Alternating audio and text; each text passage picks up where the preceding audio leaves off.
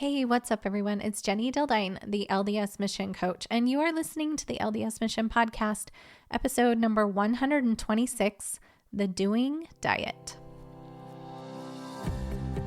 I'm Jenny, the LDS Mission Coach, and whether you're preparing to serve a mission, currently serving, a returned missionary, or a missionary mama like me, I created this podcast just for you. Are you searching for epic confidence? Ready to love yourself and to learn the how of doing hard things? Then let's go. I will help you step powerfully into your potential and never question your purpose again. It's time to embrace yourself, embrace your mission, embrace your life, and embrace what's next. Hey everybody, welcome to the podcast. Thanks so much for being here. How is your November going? Mine's going along and it's coming along fast. Feels like a lot of things to do. Hence one of the reasons that I came up with this podcast, The Doing Diet. And so we're going to dive into all of that today.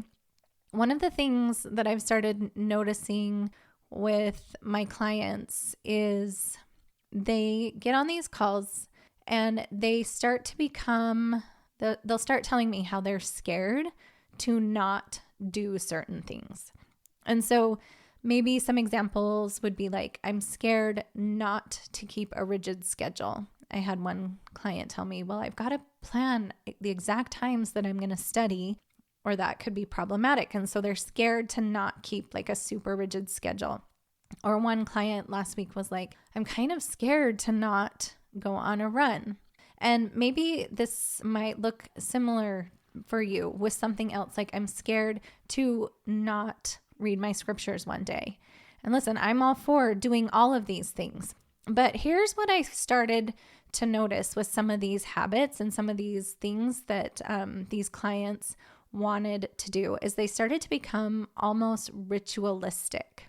And as we talked about it more, it was interesting to discover that they weren't actually scared of the fact that they wouldn't get the studying done for their test, or that they would fail their test, or they weren't actually worried that they would lose their muscle tone or like lose the distance that they can now run, and that would, somehow ruin their ability or their capability to run as far as they want to. And it wasn't about them, perhaps like they weren't scared that they were going to lose the spirit or something if they didn't read their scriptures one day. What I started noticing is those weren't the things that they were worried about or scared about. What they were actually scared about was how they would treat themselves, or how they would start to talk to themselves if they didn't do those things.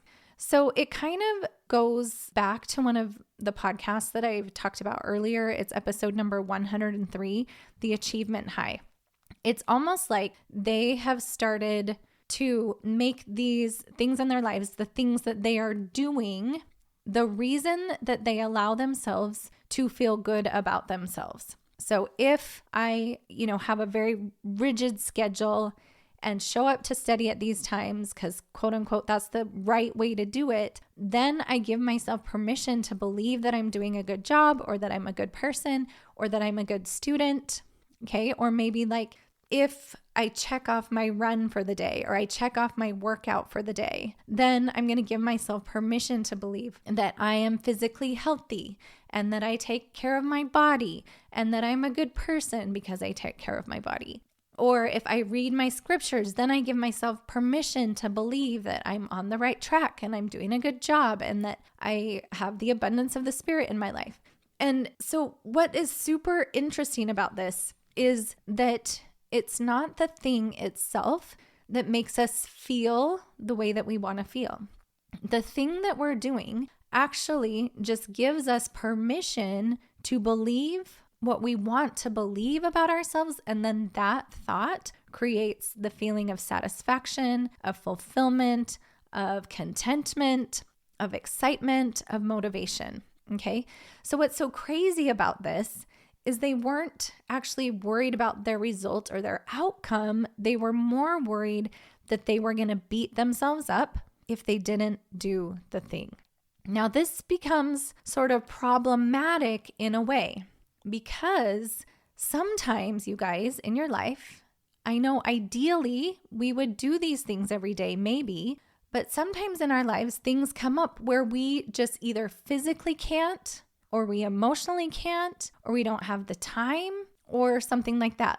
Sometimes you're going to run into a couple situations in your life where maybe we can't run, or we can't write out a schedule, or we can't get to our scriptures. And if our worth, if our value, and if the way we see ourselves is tied up in that thing, then if we can't do it, guess what happens to our worth and our value and the way that we see ourselves? Is it like it does a nosedive? And so it was just really interesting to notice that the thing that these people, these clients were scared of, again, was not the result, but they were worried about the thoughts that they would think. Let's just think about that for a minute. They weren't worried about the outcome if they didn't do the thing. They were worried what they would think and believe about themselves. They were worried that they would judge themselves and hate themselves if they didn't do it. And a couple of them, I was like, what if you didn't schedule your studying? What if you just did it when it felt like the right time? What if you didn't run just tomorrow? What would happen? And they were like, I just don't even know. I don't think I can do that. And I said, tell me why. And they said, because I would think that I'd done something wrong, because I would believe that I wasn't doing a good job. It was sort of like these things that my clients are involved in, and maybe this rings a bell to you too. It's like our brain sort of tells us, like, we got to do this thing. We got to run. We got to work out. We got to eat this certain way. We got to read our scriptures. We got to do that, or else is kind of what our brain says. Or else my brain is going to let me have it. It's going to say I'm the worst and I'm not a good person. And or we got to meet these goals or else. Do you see what I'm saying? So again, it's just really interesting to notice. So what I would like you to do maybe is just like consider that maybe there's something in your life that you just feel like you have to do, or you're not a good person, or you have to do, or you know that your brain is going to attack you and be like, you're the worst. Who do you think you are? Why do you think you can get away with this? And all of that. Just pay attention as we're kind of talking through this of what those examples might be for you. Okay. Maybe it's getting up at a certain time. Maybe it's going on dates. Maybe it's checking in with your boss every time you get to work or something. I mean, it could be any number of things, but what inadvertently happens, right, is when we get into sort of these ritualistic dopamine hits for checking things off of our to-do list, is our brain then starts to equate the doing of the thing with feeling good about ourselves, which is great sometimes until you can't do the thing. Like one example is when I've had my babies, I have 5 children. That first trimester, I'm so sick and so tired. And I can't make myself do the things because physically I'm not capable. And I'm going to share a couple examples with you. So then what happens, of course, is like I should be doing this and I should be doing that. And if I was making dinner and if I was cleaning the toilets, then I'd be a good mom. I'd be a good person. I'd be excelling, right?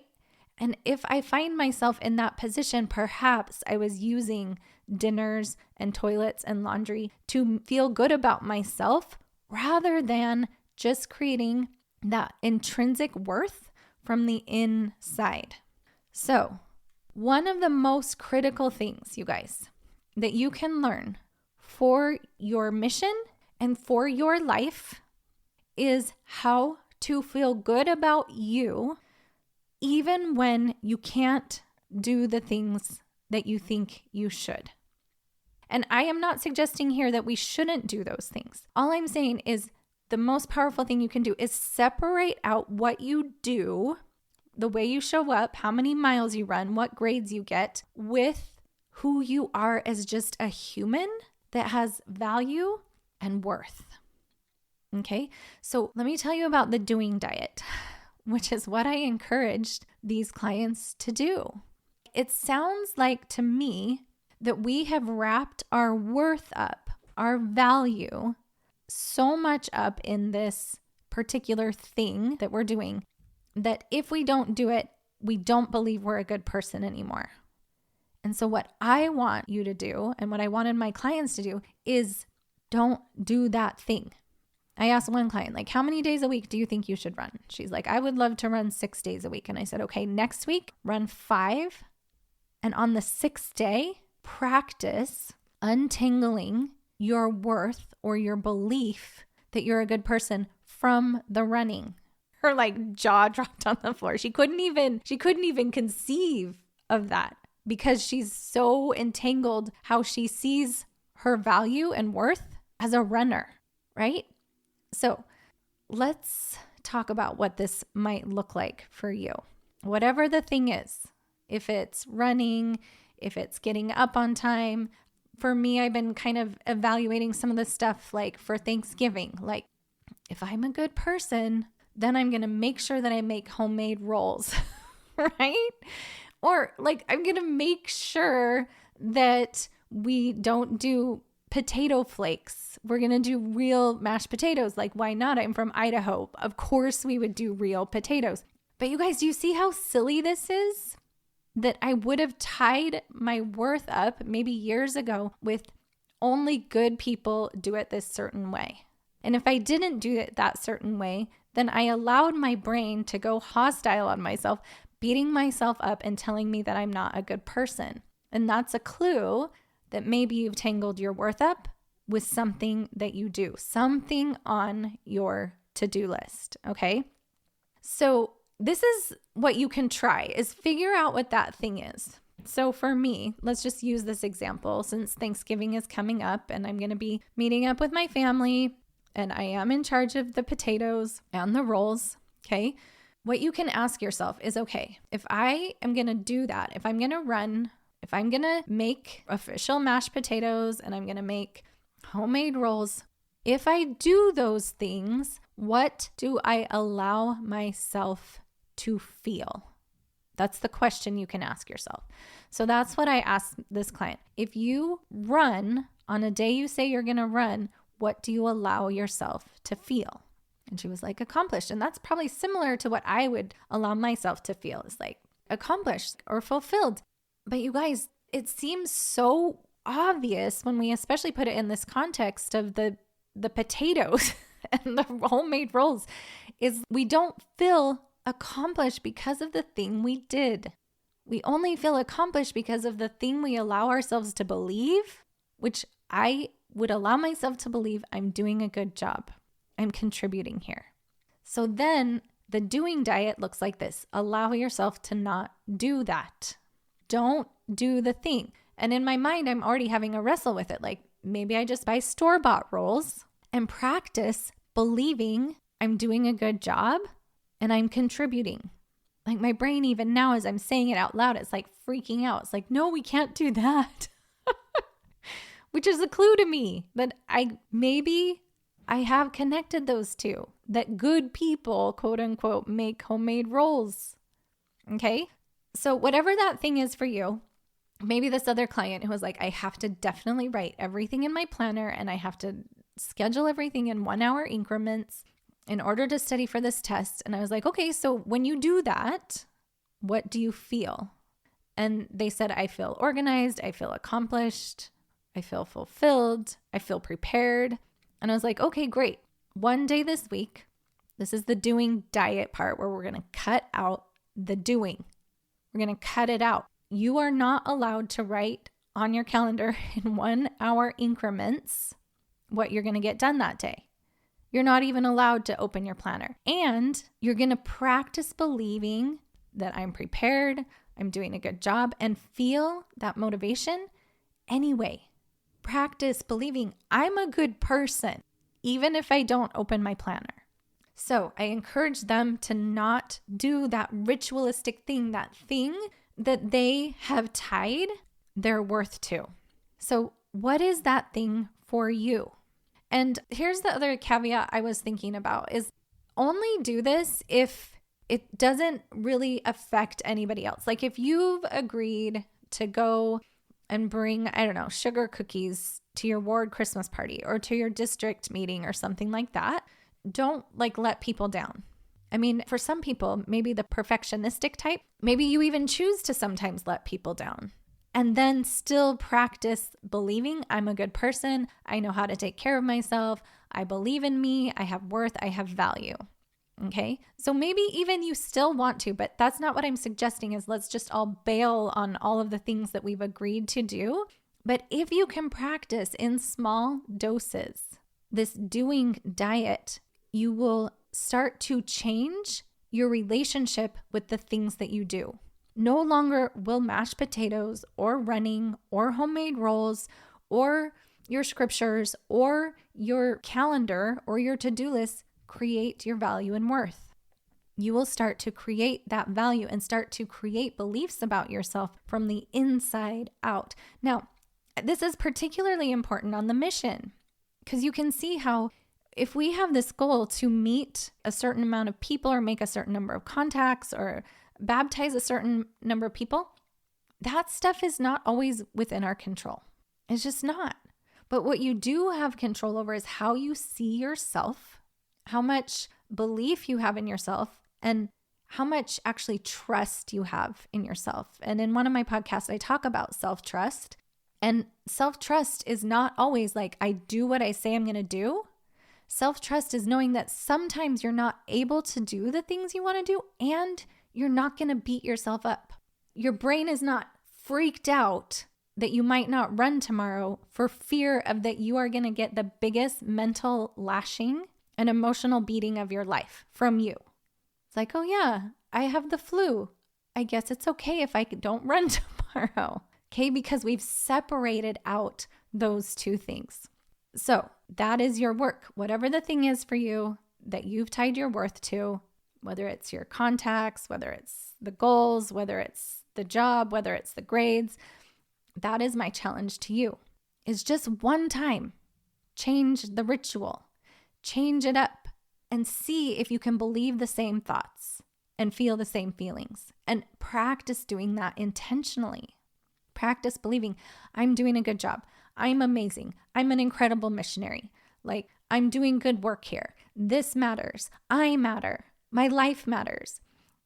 I'm a good person. Practice believing those things even when you don't do the thing, when you've cut the thing out. Okay? So not only is this important on the mission, but I want to share like a couple examples with you.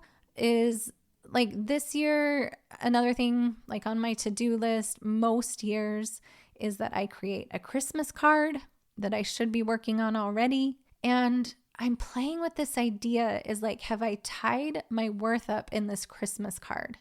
Do I worry about the backlash that my own brain is going to give me if I don't send out a Christmas card? And I've been toying with this idea is maybe I just don't send one.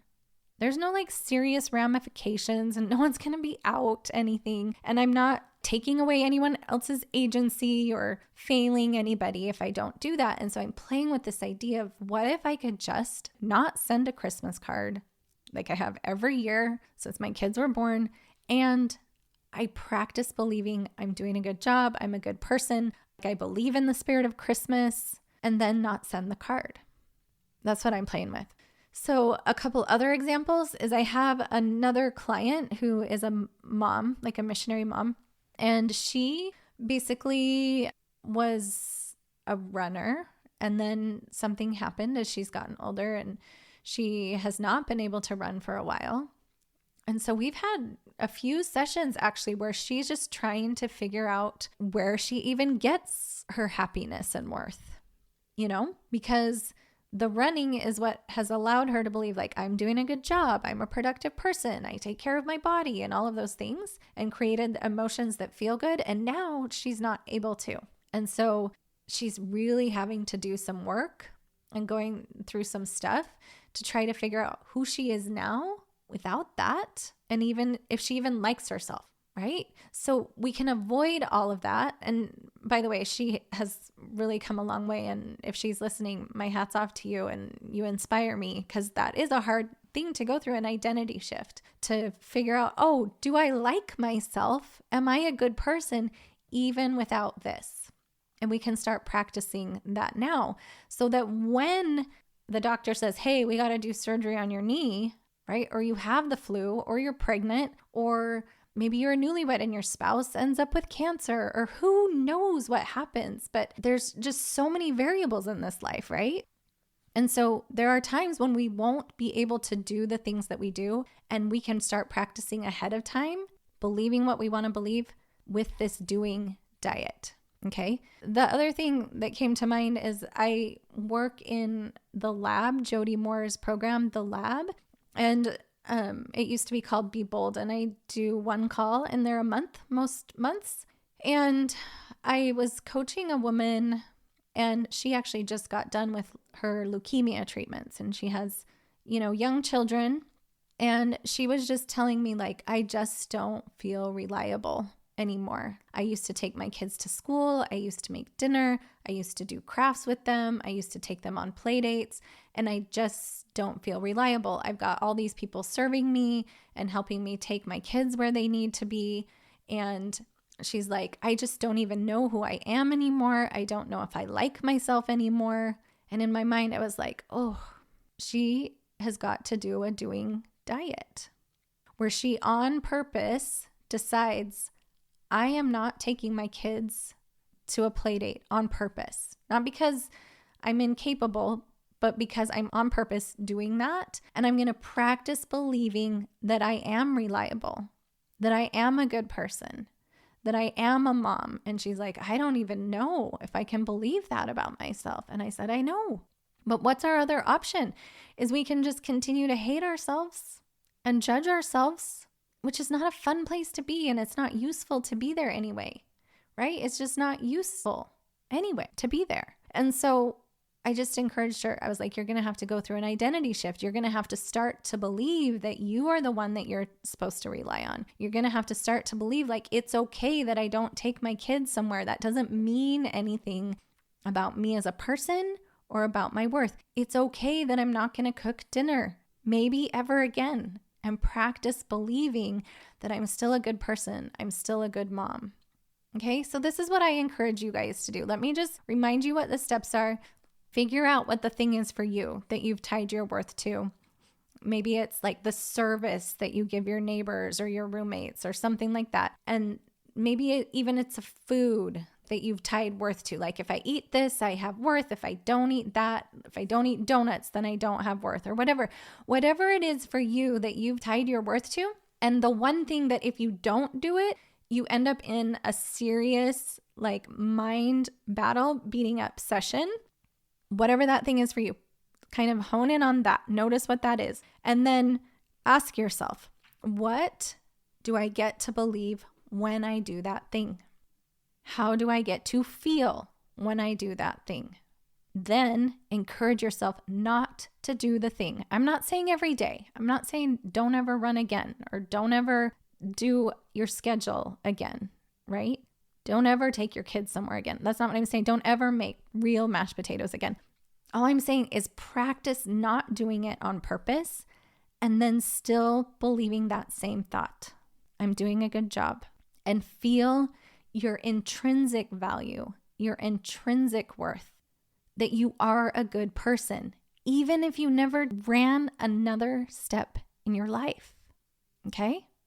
Does that make sense? So I hope this gives you something to think about.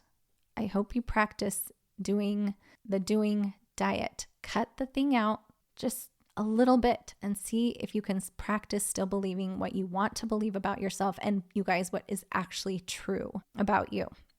Just a reminder, we are now enrolling for Mission Prep Plus for December. So picture it like an online MTC, but all for your mental and emotional well-being. We talk about all the stuff that we talk about on the podcast, but then we apply it to you specifically for your specific mission, for your specific struggles. We're just wrapping up our November cohort, and there is some amazing transformations and shifts going on in there. So hope to see you in the December group.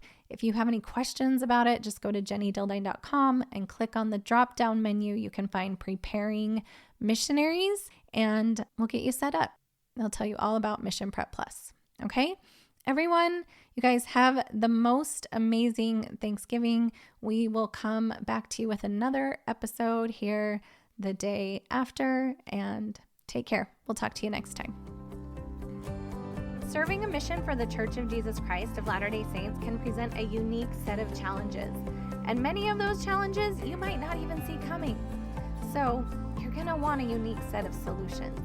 It's easier than you think to overcome worry and anxiety, serve the successful mission you've always dreamed of, and navigate your post-mission experience with confidence.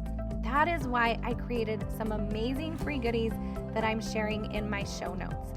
Maybe you'll want to grab the free training for preparing missionaries, my video course for RMs, or maybe you and I should hop on a free strategy call. If you're ready to take your preparedness to serve or your preparedness to come home to the next level, then go grab one of those freebies. And in the meantime, no matter which part of the mission experience you are involved in, just know that Jenny, the LDS mission coach, is thinking about you every single day.